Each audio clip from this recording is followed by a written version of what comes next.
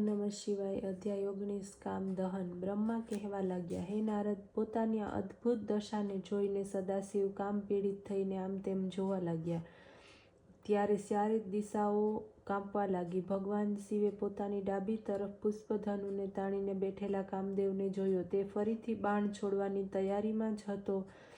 તેને જોતાં જ રુદ્રદેવ ક્રોધમાં આવી ગયા. શિવના તેજને જોતાં જ કામદેવ સ્વયં કાંપવા લાગ્યો અને સાથે સાથે મૃત્યુંજય ભગવાન શંકરનું હાથ જોડીને ધ્યાન કરવા લાગ્યો.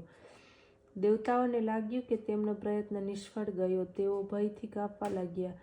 ભગવાન શંકરને પ્રસન્ન કરવાને માટે અચકાતા તેમની પાસે જઈને પ્રણામ કર્યા. તેમની સ્તુતિઓ પર ધ્યાન ન આપ્યું. તેઓ તેવા જ ક્રોધમાં રહ્યા. અતિ ક્રોધને કારણે તેમનું મસ્તક તપી ગયું. તેના પરિણામે શંકરનું ત્રીજું નેત્ર ખુલ્યું. તેનાથી મોટી તેજ જ્વાળાઓ નીકળવા લાગી. આ અગ્નિથી વૃક્ષ ઉપર બેઠેલો કામદેવ બળવા લાગ્યો. પછી પાકેલા ફળની જેમ વૃક્ષ ઉપરથી નીચે પડ્યો અને બળીને ભસ્મ થઈ ગયો. કામદેવના ભસ્મ થવાને પરિણામે દેવગણ દુઃખી થઈને રડવા લાગ્યા. પાર્વતીજી સખીઓને સાથે ઘર તરફ ચાલી ગઈ. કામદેવની પત્ની રતિ દુઃખને કારણે બેહોશ બનીને પૃથ્વી પર નીચે પડી. થોડાક સમય પછી વિચારવા લાગી, હવે શું કરું? ક્યાં જાઉં? દેવતાઓએ અમારું ખરાબ કર્યું. મારા પતિને અહીં મોકલીને ભસ્મ કરાવી નાખ્યો. એના કરુણ વિલાપને સાંભળીને સરાચર જીવ પણ દુઃખી થવા લાગ્યા. તે પછી ઇન્દ્ર વગેરે દેવતાઓ રતિની પાસે ગયા. તેને ધીરજ આપવા લાગ્યા. દેવતાઓ કહેવા લાગ્યા, હે દેવી, આ સંસાર તો દુઃખોની ખાણ જ છે. કોઈ પણ કોઈને દુઃખ કે સુખ આપી શકતો નથી. બધા જ પોતાના કર્મોનું ફળ ભોગવી રહ્યા છે. હે રતિ, ધૈર્ય ધારણ કરો. શોક કરવાથી શું? હવે તમે ધૈર્ય ધારણ કરો. પોતાની પત્નીથી થોડીક ભસ્મ યત્નપૂર્વક તમે રાખો. ભગવાન શિવની કૃપાથી તમારા પતિદેવ ફરીથી જીવતા થશે અને પુનઃ તે તમને પ્રાપ્ત થશે. બ્રહ્મા બોલ્યા, હે નારદજી, આ પ્રમાણે રતિને ધૈર્ય બંધાવી દેવતાઓ ભગવાન શંકરની પાસે પહોંચ્યા. તેમને પ્રણામ તથા સ્તુતિ કરીને પ્રસન્ન કર્યા. દેવતાઓ ભગવાન શંકરને કહેવા લાગ્યા, હે પ્રભુ, આ કામદેવ પોતાના સ્વાર્થને માટે પ્રવૃત્ત થયો નહોતો. આ તો બધા જ દેવતાઓનું કાર્ય હતું. ધૈર્ય તારકાસુર સંપૂર્ણ દેવતાઓને પીડી રહ્યો છે. તેનો વિનાશ થાય તે માટે તેનો આ આરંભ હતો. આપ કૃપા કરીને ક્રોધને શાંત કરો. દુઃખી અને રુદન કરતી તેની પત્નીને આપ આવીને સમજાવો. સદાશિવ બોલ્યા, હે ઋષિઓ તથા દેવતાઓ, મારા ક્રોધને કારણે જે થયું તે થઈ ગયું. હવે કશું ન થઈ શકે. હા, જ્યારે ભગવાન શ્રી કૃષ્ણનો વિવાહ રૂક્ષ્મણીની સાથે થશે, તેઓ જ્યારે દ્વારકામાં રહેતા હશે, ત્યારે તેમને ત્યાં કામદેવનો જન્મ થશે, જેનું નામ પ્રદ્યુમ્ન હશે. સંબર નામનો એક દાનવ આવીને તેને ચોરી જશે. સમુદ્રમાં જઈને તેને ફેંકી દેશે. આ રતિની સંબરની નગરીમાં તે સમયે રહેતી હશે. સમુદ્રમાં ફેંકવામાં આવેલો તેનો તે પતિ એને ત્યાં મળશે. આ સાંભળીને દેવગણ કહેવા લાગ્યા, હે પ્રભુ, રતિનું મૃત્યુ ન થાય ત્યાં સુધી આપ જ તેના શરીરનું રક્ષણ કરો. તેના પતિને શીઘ્ર જીવતો કરીને તેના દુઃખને દૂર કરવાની કૃપા કરો. સદાશિવ બોલ્યા, હે દેવતાઓ, કામદેવ શીઘ્ર જીવિત થશે. મારો જ ગણ થઈને તે આનંદ પ્રાપ્ત કરશે. આ વૃત્તાંત હમણાં કોઈને કહેશો નહીં. હું શીઘ્રાતિશીઘ્ર તમારું દુઃખ દૂર કરીશ. હવે તમારા સ્થાનોએ પ્રાપ્ત કરો. આમ કહીને ભગવાન શંકર અંતર્ધ્યાન થઈ ગયા અને દેવતાઓ પણ પોતપોતાને સ્થાને પહોંચ્યા. અધ્યાય 20 શિવજીના કોપાગ્નિની શાંતિ. બ્રહ્માજી બોલ્યા, હે નારદ, ભગવાન શંકરના ત્રીજા નેત્રના ક્રોધાગ્નિથી કામદેવના ભસ્મ થયા પછી ચરાચર જગતના જીવો ભય પામીને મારી પાસે આવ્યા. તેમણે પોતાનું દુઃખ મને કહ્યું. ત્યાર પછી તેનું કારણ સમજીને હું ભગવાન શંકરની પાસે ગયો. ત્યાં મેં જોયું કે ભગવાન શંકરનો ક્રોધાગ્નિનો તાપ ચારે બાજુ ફેલાઈ રહ્યો છે. તે મહાન ભયંકર અગ્નિને મેં શિવ કૃપાથી રોકી લીધો. તેને પકડીને હું સમુદ્ર પાસે ગયો. મને આવેલો જોઈને સમુદ્ર પુરુષનું રૂપ ધારણ કરીને મારી પાસે આવ્યો અને કહેવા લાગ્યો, હે બ્રહ્માજી, આપ શા માટે અહીં પધાર્યા છો? હું આપની શું સેવા કરું? ત્યારે બ્રહ્માજીએ કહ્યું, હે સાગરદેવ, ભગવાન શંકરે પોતાના ત્રીજા નેત્રના અગ્નિ દ્વારા કામદેવને ભસ્મ કર્યો છે.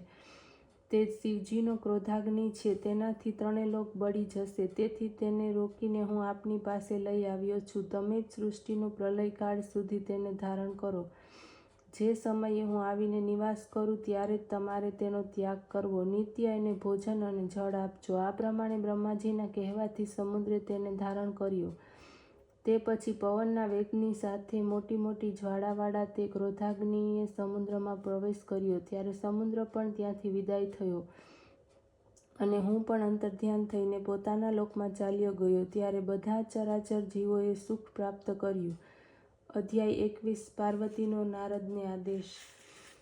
બ્રહ્માએ કહ્યું, હે નારદજી, શ્રી પાર્વતી જ્યારે કામદેવના ભસ્મ થવાના પરિણામે પોતાના ઘેરે પહોંચ્યા ત્યારે ભગવાન શંકરનો વિરહ તેને વ્યાકુળ કરવા લાગ્યો. પાર્વતી ખાતા પીતા, ઉઠતા બેસતા, સૂતા સૂતા ભગવાન શંકરના વિરહમાં અગ્નિમાં બળતા હતા. ત્યારે બ્રહ્મા આગળ કહેવા લાગ્યા, હે નારદ, ત્યારે તમે જ તે સમયે લોકોમાં ફરતા ફરતા ત્યાં પહોંચ્યા. હિમાલયે તમને આવેલા જોઈને સત્કારપૂર્વક આસન આપ્યું. ત્યારબાદ પુત્રીના શિવાર્ચનથી માંડી કામદેવના ભસ્મ થતા સુધીનો સર્વ વૃત્તાંત તમને કહી સંભળાવ્યો. આ સાંભળીને તમે તો હિમાલયને માત્ર એટલું જ કહ્યું કે શિવજીનું ભજન કરો. આટલું કહીને ત્યાંથી ઉઠીને તમે પાર્વતીજીની પાસે પહોંચ્યા. તેમને એકલા જાણીને તમે કહ્યું, હે પાર્વતી, તપ વિના જ ભગવાન શંકરની સેવા મળતા તમને અભિમાન આવી ગયું હતું.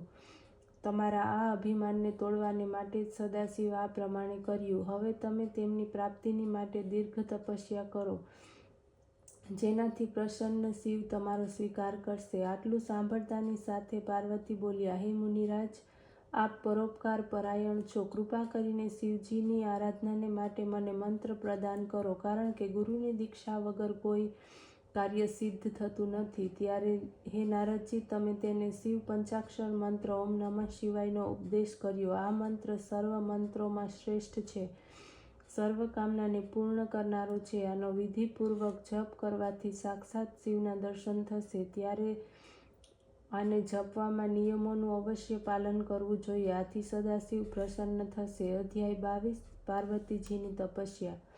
બ્રહ્માએ કહ્યું, હે નારદ, ભગવાન શિવ તપસ્યાથી પ્રસન્ન થાય છે. આમ વિચારીને પાર્વતીએ પોતાના માતા પિતાને કહ્યું, પિતાજી, હું જપ કરીશ. તપ વડે શરીર, સ્વરૂપ, જન્મ અને વંશ વગેરે સફળ થશે. તેના સિવાય બીજો કોઈ ઉપાય નથી. તેથી આપ મને કૃપા કરીને તપ કરવાની આજ્ઞા આપો.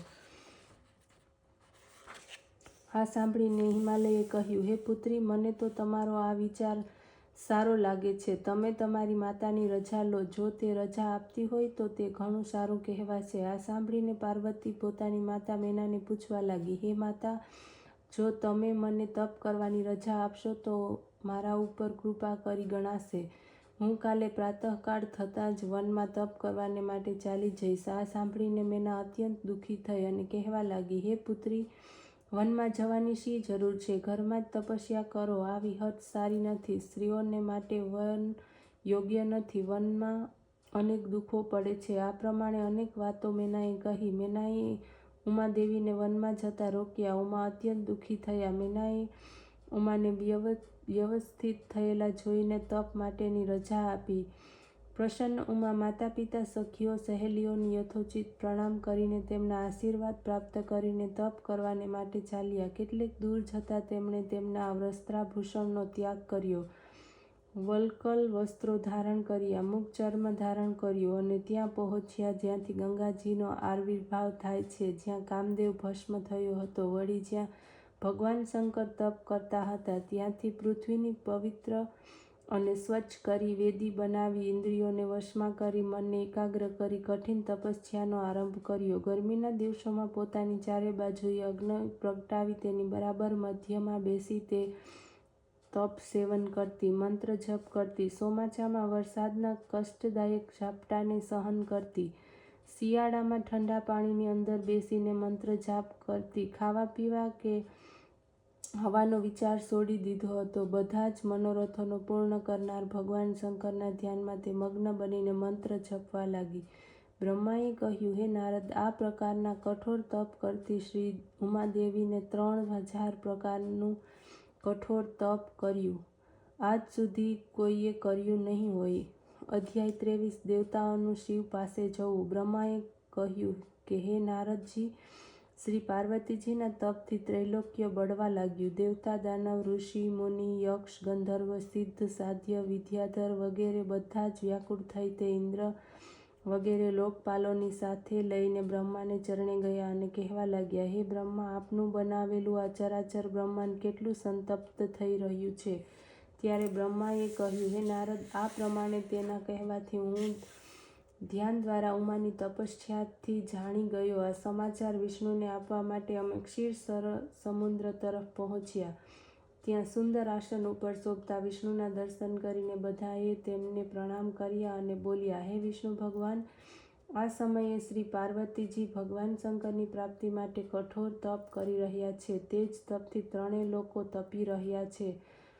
અમે પણ અત્યંત દુઃખી થઈને આપના શરણે આવ્યા છે. આપ જ રક્ષા કરો. વિષ્ણુ બોલ્યા, હે દેવતાઓ, આપ લોકોનું કષ્ટ મેં જાણી લીધું છે. હવે આપણે બધાએ મળીને ભગવાન શંકરના ચરણે જવું જોઈએ. ત્યાં જઈને તેમને પ્રાર્થના કરીએ કે જગતજનની પાર્વતીના તપ દ્વારા પ્રસન્ન થઈને ઈચ્છિત વરદાન આપો અને એમની સાથે વિવાહ કરીને અમારા લોકોના કષ્ટનું નિવારણ કરો. ભગવાન વિષ્ણુના કથનને સાંભળીને ભય પામતા દેવતાઓ કહેવા લાગ્યા, ભગવાને અમે તો ભૂલે ચૂકે પણ ભગવાન શંકરના ચરણે જવાના નથી, કારણ કે તેમનો ક્રોધ અમારા માટે અસહ્ય છે.